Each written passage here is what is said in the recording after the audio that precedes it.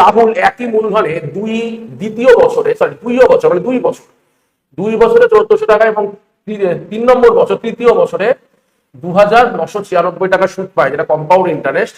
তাহলে বার্ষিক সুদের হার কত? 2 বছরের শেষে কত টাকা পেয়েছে? 1400 টাকা। আর 3 বছরের শেষে কত টাকা সুদ হয়েছে? 2996 টাকা। তো আমরা কি জানি? সুদের ওপর সুদ, তাই তো? শুধুমাত্র সুদের ওপর সুদ, সেটাই রেট পার্সেন্টেজ, সুদের ওপর সুদ হতেই থাকে।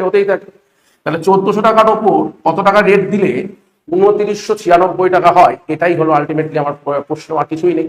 তাহলে 2996 হতে গেলে 1400 টাকার উপর কত টাকা দিতে হবে? তুমি বলবে স্যার 2996 মাইনাস 1400, তার মানে 1596, মানে 1596 টাকা হয়েছে সুদ, তার উপর প্রতি 1400 টাকা সুদের উপর, এটাই রেট পার্সেন্টেজ, তাই তো?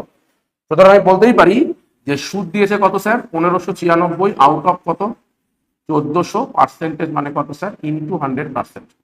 0 0 কেটে দাও, 0 0 কেটে দাও, 14 দিয়ে কেটে দাও, 14 কে 14 19, 14 কে 14 56, 4 14 56, তাহলে কত পার্সেন্ট হচ্ছে স্যার? 114% আছে।